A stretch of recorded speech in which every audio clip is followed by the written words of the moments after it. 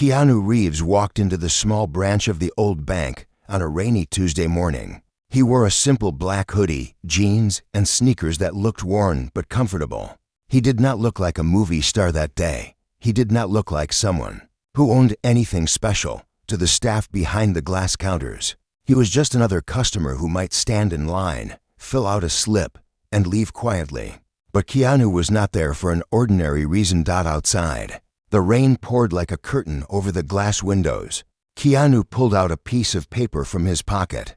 It was folded so many times it looked like a fragile secret. He held it carefully. The few people waiting in line glanced at him, not recognizing who he was. He just smiled politely and stepped aside to help an old woman pick up coins. She had dropped on the wet floor near the entrance. She thanked him with a shaky voice, and he held her elbow so she would not slip. For a moment, it looked like this day would stay ordinary. But it would not. Behind the counter, the bank manager, Mr. Carter, watched Keanu with cold eyes. He was the kind of man who believed he could judge people by the clothes they wore or the car they drove. He saw Keanu's old shoes and simple hoodie and decided this man did not belong here. For anything important, Mr. Carter was strict with security. He often told his staff to be suspicious of anyone who looked poor or unusual. He prided himself on keeping troublemakers away from the bank. Keanu finally stepped forward and handed the folded paper to the teller, a young woman named Anna. Her hands trembled a little because she noticed the name at the bottom of the paper. She looked up at Keanu, and for a brief second, she wondered if he really was who she thought he was. But before she could say anything, Mr. Carter rushed over, snatched the paper from her, and glared at Keanu. Double quotes, "What do you want here?" Carter's voice was sharp and loud enough for people in the waiting area to hear. The old woman Keanu had helped stood frozen nearby. The other customers began whispering to each other. Keanu spoke softly. "I need to speak to someone about this. It's important." Mr. Carter's eyes narrowed as he unfolded the paper. His lips moved as he read. But instead of asking any more questions, he laughed. It was not a kind laugh. It was the laugh of a man who thought he held all the power. "You must be joking," he said, waving the paper in Keanu's face. "People like you don't walk in here with papers like this. I don't know what scam you're trying to run, but I won't have it. I'm calling the cops." Keanu stayed calm. He did not shout or argue. He looked at the old woman he had helped, and she gave him a worried smile. Anna, the teller, looked uncomfortable. She opened her mouth to say something, but Mr. Carter held up his hand to silence her pleas. Keanu said gently, "There's no need for that. Just check the paper. You'll see." But Mr. Carter had already turned away. He picked up the phone on the counter, dialed security, and ordered the guards to stand by the door. Then he called the local police station and reported that a suspicious man was trying to pass fake documents. Customers could hear every word. Some began pulling out their phones to record the scene. They did not know yet who the man in the old shoes really was. They only saw a calm stranger, now surrounded by two bulky security guards. Keanu sighed and ran his fingers through his hair. The rain outside seemed to fall harder against the windows, like the world was holding its breath. He looked at Anna and said, "It's okay. You'll understand soon." But Anna already felt a knot in her chest. She saw something in Keanu's eyes, not fear, not anger, but a quiet kindness that made her doubt Mr. Carter's harsh words. She had worked at this bank for 5 years. Never once had she seen anyone stay so calm when the police were called on them. The minutes dragged on. The police car pulled up outside, lights flashing blue and red. People standing near the windows began to whisper louder. A child asked his mother why the police were here for a man who helped Grandma pick up her coins. The mother did not know what to say. The door swung open and 2 officers stepped inside. They looked at Keanu, then at Mr. Carter, who puffed out his chest and handed them the paper. "This man is trying to pass himself off as the owner of this bank," Mr. Carter said with a sneer. "Can you believe that? Look at him." The officers read the paper slowly. One of them, a young man named Officer Jones, looked up at Keanu with confusion. He glanced at his partner, who shrugged. "Sir, is this true?" Officer Jones asked. "Are you saying you own this branch?" Keanu nodded calmly. "Yes, not just this branch. The whole network." "Mr." Carter laughed again. "He's lying. He's a fraud." But the older officer pulled out his phone and did a quick search. His eyebrows shot up as he turned the screen toward Mr. Carter. On the screen was a news headline from just a month ago. It showed a photo of Keanu in a suit, shaking hands with executives with a line that read, "Keanu Reeves finalizes quiet acquisition of Century Bank." Mr. Carter's mouth fell open. The old woman who was still standing by the door gasped. Anna covered her mouth with her hands. The other customers who had been recording now moved closer, their cameras still rolling. Keanu took a step forward, his voice still soft but strong enough for everyone to hear. "I didn't come here to make a scene. I came here to talk about how this branch treats people. Kindness is not optional. Respect is not optional. I wanted to see how you treat those you think have nothing. Now I know." The room fell silent. Outside, the rain began to slow as if the world was listening to. Carter looked like he might collapse. He tried to speak, but no words came out. The officers turned to Keanu and asked, "Sir, would you like us to escort you out or?" Keanu shook his head and smiled gently. "No, officers. Thank you. But I'm not leaving yet."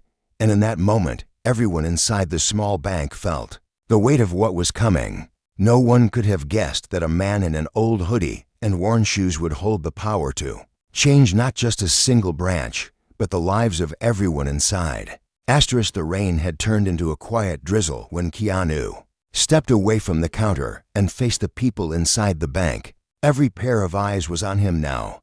The old woman he had helped, the mother holding her child, the students waiting in line, the workers on their lunch break. Anna, the young teller, still looked stunned. Mr. Carter, the manager, was pale as paper. The security guards, who had once stood tall beside Keanu, now looked at each other, unsure whether to step aside or keep pretending they were in charge. Keanu took a deep breath. His voice, when he spoke, was calm but carried through the small lobby. "I bought this bank because I believe money should serve people, not the other way around. I came here quietly because I wanted to see for myself if this branch treats people with respect.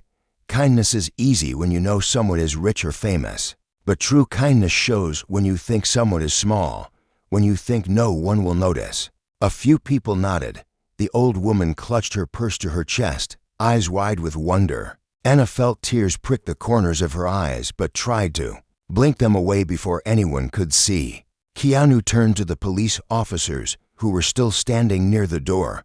"Thank you for coming. I know you're just doing your job. You can stay if you like, but there's no trouble here." The younger officer, Jones, nodded and spoke into his radio, telling dispatch that the situation was under control. His partner gave Keanu a respectful nod. They stepped back but didn't leave. Like everyone else, they were curious to see what would happen next. Keanu walked closer to Mr. Carter, who was now sweating under the bright lobby lights. "Mr. Carter," Keanu said softly, "how many people have you treated like criminals just because they didn't look the way you wanted?" "Them too, Mr. Carter tried to defend himself. His voice cracked. "I was just protecting the bank. It's my job to keep frauds away." "Is it your job to judge people by their clothes?" Keanu asked. His eyes were kind but firm, like a father scolding a child who should know better. "Is it your job to embarrass people in front of everyone without checking the facts first, Mr. Carter opened his mouth but no words came out. His eyes darted around the room, looking for someone to back him up. But even the security guards looked away. They had seen his harshness before, but today it had backfired in front of everyone. Keanu turned back to Anna. "Anna, right?" Anna nodded quickly. "Yes, sir." Keanu gave her a gentle smile. "You read the paper. You saw my name. Why didn't you say anything?" Her voice trembled as she answered. Because I didn't want to believe you'd be treated like that. I was scared to speak up." Keanu's eyes softened. "Don't ever be scared to speak up when you see someone treated unfairly. Your voice matters. Every voice matters." He turned to the rest of the staff behind the counters. "I want you all to remember this day. People walk through those doors with hope and trust. Sometimes they're old, sometimes they're young. Sometimes they have nothing but a folded piece of paper and a heart full of fear. You can choose to make their day harder, or you can choose to make their day better. In the far corner, a young man in a faded jacket raised his hand. His name was Eli, and he had been waiting to cash a small check. Sir, is it true you really own this whole bank? Keanu nodded. Yes, Eli, and you know what? I'm here to listen. You and everyone else who uses this bank. You're not just numbers on a page. You're people. Your stories matter. The mother holding her child stepped forward, her voice shaking. No one ever talked to us like this before. They just stare at us, count our money, and push us away if we don't have enough. Keanu walked to her and knelt so he was eye level with the child. He smiled and handed the boy a small coin he had kept in his pocket. It was an old silver coin from his personal collection, not worth much, but special. This is for you, he said to the boy, a reminder that kindness is worth more than any money. The boy's eyes lit up. The mother whispered a thank you, tears streaming down her cheeks. Behind them, Mr. Carter's hands trembled. He knew he was finished, but still hoped for a chance to fix his mistake. Sir, please, I didn't mean to disrespect you. Keanu stood up and faced him one last time. It's not about disrespecting me. It's about the way you treat people when you think no one is watching. I came here so you would show your true colors. You did. Now you have to live with that. A hush fell over the bank lobby. No one knew what Keanu would do next. Fire Mr. Carter on the spot? Shut down the branch? Forgive him? They leaned in closer, eyes wide, hearts pounding. But Keanu only took a deep breath. His voice was low and gentle. Sometimes people need a second chance, but sometimes they need to learn a lesson first. The choice is yours, Mr. Carter. Show everyone you can be better, or step aside for someone who will. And with that, Keanu looked around the room, his eyes resting on every face, young and old, rich and poor. He knew this was just the beginning. He had a plan that would change more than just one branch. It would change every person. Who thought kindness was only for those who could afford it? The air inside the small bank felt different now. Everyone could feel it. There was no shouting anymore, no laughter from Mr. Carter, no heavy boots from security guards trying to look tough. There was just a quiet hum of whispers as people leaned in, trying to make sense of what they were seeing. A man in an old hoodie standing calmly in the middle of the bank he secretly owned. Keanu walked slowly to the side wall where an old notice board hung, covered with faded flyers about loan offers and community events that no one read anymore. He ran his fingers over the dusty corners. This bank used to care, he said softly, more to himself than anyone else. It was built to help people, not trap them. A young man stepped forward, clutching a crumpled envelope. His name was Raj. He had been waiting to talk to someone about a loan for his small repair shop. His eyes were tired, his shoulders hunched from carrying too much worry for too long. Sir, Raj said, his voice trembling, I've come here 3 times. Every time they say no. They don't even listen. They just look at my shoes and my torn bag and tell me to come back with better papers. But I don't have better papers. I have my work. I fix things. I can pay back if they just trust me. Keanu turned to him and held out his hand. Raj gave him the envelope, unsure what else to do. Keanu opened it and saw the handwritten note Raj had prepared, explaining his situation. There were no fancy words, no impressive documents, just honest words and hope scribbled in blue ink. You fix things? Keanu asked. Raj nodded, shame burning his cheeks. Yes, sir. Small machines, old electronics, broken heaters. People in my neighborhood trust me. Keanu's eyes softened. That's good work. Honest work. The kind that keeps a community alive. He turned and looked at the rest of the staff. Tell me, Mr. Carter, how many Rajas have you turned away without listening? Mr. Carter's mouth opened and closed like a fish gasping for air. He had no answer. The truth hung in the air for everyone to see. Keanu handed the envelope back to Raj. You'll get your loan, Raj, not because you have fancy papers, but because you have a good heart and a skill this community needs. This bank will stand by you." Raj fell to his knees and clasped Keanu's hand in both of his. His eyes glistened with tears. "Thank you, sir. I won't fail you." Keanu helped him up. "Don't thank me. Promise me you'll help others when you can. That's how we fix the world. One small repair at a time." The old woman who had been standing quietly near the door spoke up next. Her name was Miriam. She shuffled forward, leaning on her cane. "Years ago, this bank used to give people like us small loans. We built our lives from those little acts of trust. But now they just see numbers." Keanu nodded. "And that's what we're changing. Today." He turned to Anna. "How many more people like Raj and Miriam come through these doors every day?" Anna's voice cracked. "Too many. Sometimes I want to help them. But if I speak up, I get written up." "Mr. Carter says we must stick to the book." Keanu looked at Mr. Carter, who was trembling now. "The book is important," Keanu said, "but not more than people. This bank will have new rules now, not just rules for loans and interest rates, but rules for kindness, for respect, for listening." A ripple of hope moved through the room. The mother holding her child whispered, "What about people like me, single mothers with no big jobs? Will you help us too?" Keanu smiled at her. "Yes, you'll be heard. You'll be treated with the same respect as anyone else. You'll have a voice in how this bank grows." The older police officer stepped closer. His name was Officer Davis. He had been silent all this time, watching. Now he cleared his throat. "Sir, I've seen a lot of things in this neighborhood. People losing their homes because they missed one payment. Families fighting over pennies. If you really mean to do this, to change this, you'll have the police behind you. You'll have me behind you." Keanu reached out and shook his hand. "Thank you, Officer Davis. Change doesn't happen alone." Keanu turned and faced the entire room. His voice was calm but carried the strength of 1,000 promises. "This is not just about a building with money inside.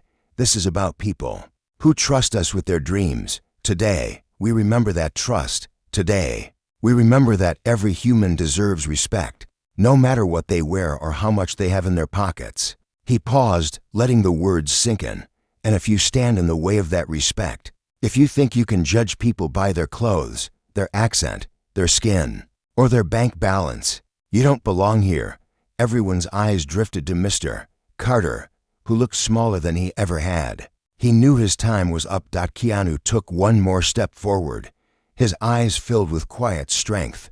"I'm not here to humiliate you, Mr. Carter. I'm here to remind you, and everyone watching, that we can do better. We must do better." He turned to Anna, Raj, Miriam, and every other person whose hope had been crushed by cruel rules and cold hearts. "This is your bank now too. You'll see what true kindness can build." And in that moment, under the soft drizzle outside, a new promise was born. One that would soon spread beyond those walls, changing not just the bank, but an entire town that had forgotten what real trust and respect looked like.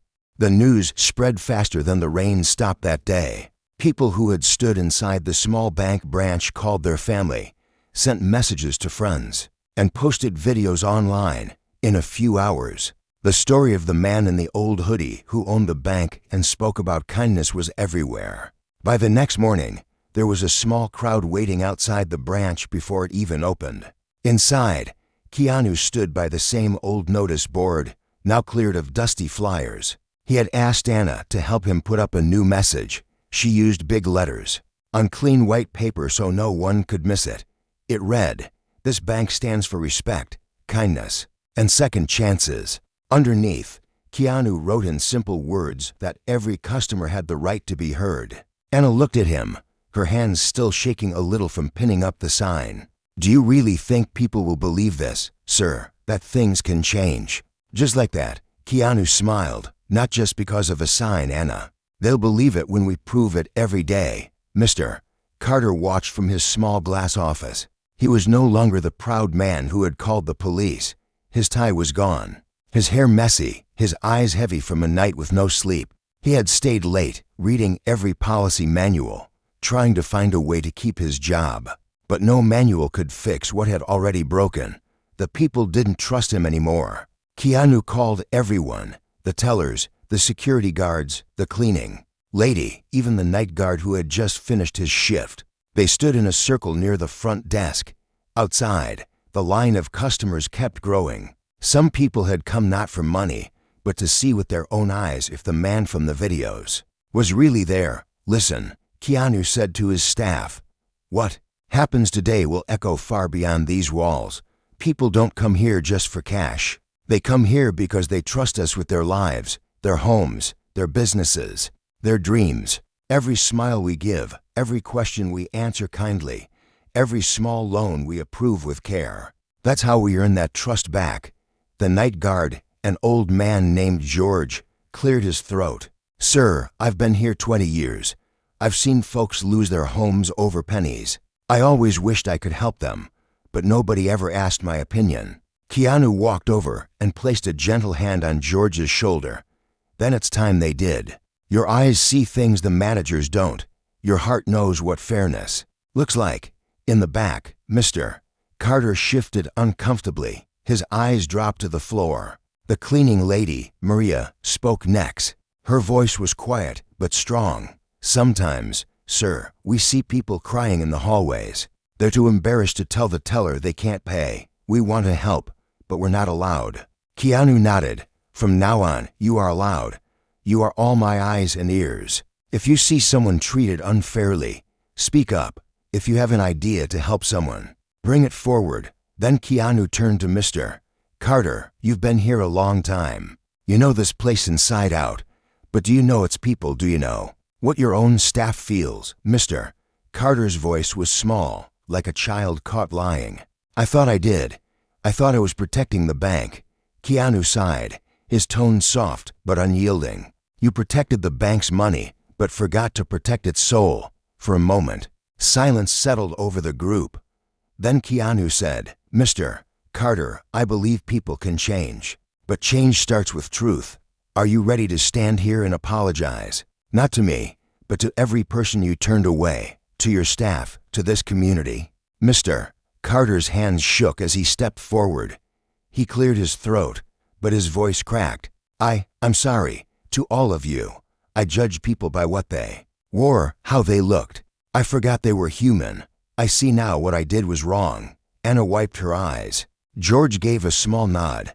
Maria folded her hands, whispering a quiet prayer. Keanu spoke again. This apology is the first brick. Now build on it. Listen more than you speak. Be kind more than you are strict. If you can do that, you can stay. If not, step aside. Outside, the doors opened. The line began to move. Raj, the young repairman, was first. He held his new loan papers in his hands like they were gold. He smiled shyly at Keanu and nodded. Behind him, Miriam, the old woman, was there too. She came to ask about getting help for her leaking roof. Inside, the staff moved like a new team. Anna greeted each person with a smile. George helped hold the door for an old couple who struggled with walkers. Maria offered tissues to a young mother who burst into tears, overwhelmed by debt and shame. Keanu stood by the window, watching it all. For a moment, he thought about his own life, the long nights he spent alone, the losses he never spoke of, the moments when he felt judged for what he was not rather than who he was. He knew money could not fix every pain, but respect could heal wounds that money never could. He turned back to his people. This is only the beginning, he said. Today we fix this branch. Tomorrow we fix the whole bank. After that, who knows how far kindness can reach? And as the rain clouds finally cleared, a thin ray of sunlight fell through the glass doors, warming the faces of people who had come in with heavy hearts, but were now leaving with a tiny spark of hope. Keanu knew this was not the end of the fight. It was the first real step toward something better. Word about the bank's change spread even faster than Keanu expected. People from nearby towns came to see for themselves if the stories were true. Some came with folded letters and unpaid bills hidden in their pockets. Others came just to stand in the lobby and watch the man they had seen in videos speak to everyone the same way, like they mattered. Inside, the atmosphere felt lighter but busier. Anna handled the front counter with more confidence now. George greeted everyone at the door, calling them by name if he remembered. Maria brought extra chairs so the elderly didn't have to stand in long lines. Raj even returned, not just to thank Keanu but to leave a small jar on the counter. A sign that said, "Give what you can, take what you need." People dropped in coins, and others took just enough bus fare to get home safely. No one questioned it. It was trust made real. Carter stayed at his desk, but he no longer barked orders. Instead, he asked the staff for advice. He apologized again, quietly, to customers he had turned away in the past. Some forgave him with a nod. Some ignored him. But every word he spoke reminded him of how easily power can poison a heart that forgets respect. One afternoon, a new face appeared at the glass doors. A well-dressed man in a sharp suit stepped inside. His hair was slicked back. His shoes polished so well they looked like mirrors. He carried a leather briefcase and a smile that didn't reach his eyes. The chatter in the room quieted as he walked to the front desk. Keanu looked up from where he was sitting with Miriam, helping her understand her new payment plan for her roof repairs. The suited man's eyes met Keanu's, and for a moment, the room felt colder. "Mr. Reeves," the man said smoothly. "May I have a word?" Keanu stood and offered his hand. "Of course. What can I help you with?" The man ignored his hand. Instead, he pulled a crisp envelope from his briefcase and handed it over. "This is from the regional board. Some of your activities have caused concerns." Keanu opened the envelope. Inside were pages of printed rules, financial charts, and official stamps. The words were dressed up with legal terms, but the message was clear. The way Keanu was running the branch was bad for business. "You're giving away too many small loans," the man said, voice dripping with fake sympathy. "You're spending too much time with customers who bring in little profit. The board is worried your kindness will cost us millions." Keanu studied the papers. He could feel Anna, George, Raj, Maria, and even Mr.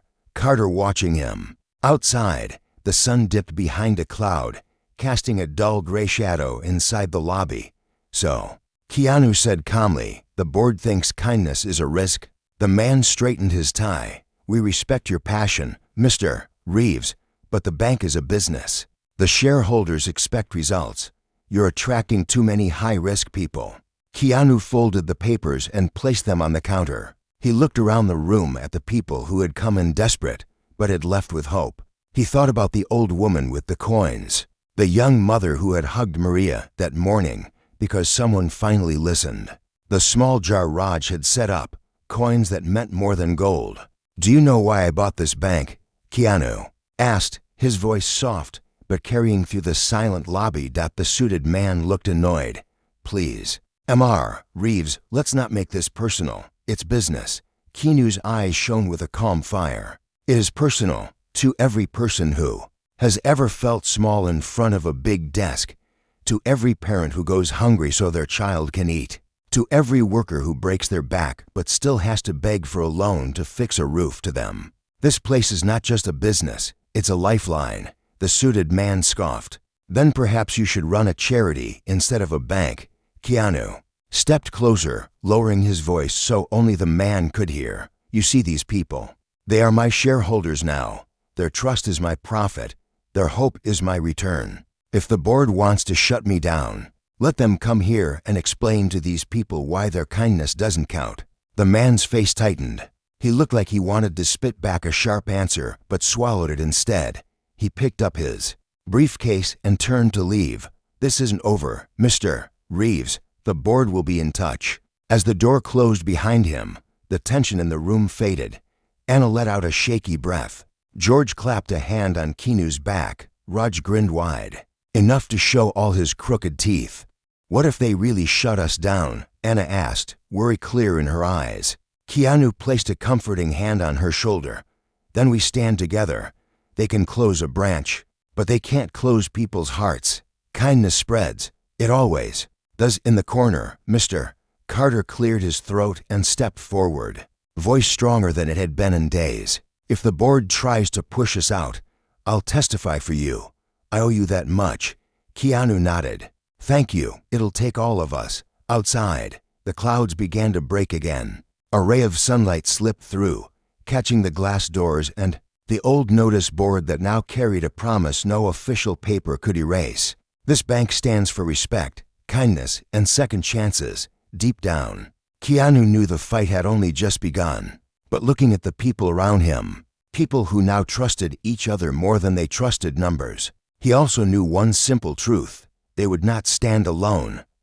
Days turned into weeks, and the small bank branch that once felt cold and strict now felt alive with warmth and trust. Every morning when Keanu walked in, he was greeted with smiles, handshakes, and even shy hugs from people who had once been afraid to even step inside. Raj's small repair shop opened again with the help of his loan. He came by every Friday with a bag of sweet buns for the staff. He also brought old radios, toasters, and tiny fans that he had fixed for free, giving them to people waiting in line who needed them more than he did. Miriam's leaking roof was finally repaired. The workers she hired were paid on time because the bank approved her loan without fuss. She returned every few days, not to ask for more, but just to sit on the bench inside and tell stories from her younger days, making people laugh while they waited. Anna had grown more confident. She trained new tellers on how to treat every customer like family. She kept a box of tissues and candies on her counter, small signs that the people standing there were seen and cared for. George, the night guard, started a small notebook. In it, he wrote down the names and stories of people who came after hours and left notes under the door. When Keanu read them, he saw not just numbers but lives that needed a chance, a second chance, sometimes a third. But all this good change stirred up the board of directors more than ever. News of the small branch's new ways spread far. Other branches wanted to do the same. Customers from far towns closed their accounts elsewhere and brought their money here. The board, sitting high in glass towers miles away, saw this not as hope but as danger. They feared profit loss, control loss. So they sent the suited man back one final time. He came in on a Monday morning. The sky was clear, but a storm sat in his eyes. He carried another envelope, thicker than before. "Mr. Reeves," he said stiffly, ignoring George, who tried to greet him, "the board has decided. You are to step down as branch owner. This experiment is over. If you don't sign, they will close this branch." Keanu took the envelope, but did not open it yet. He looked around.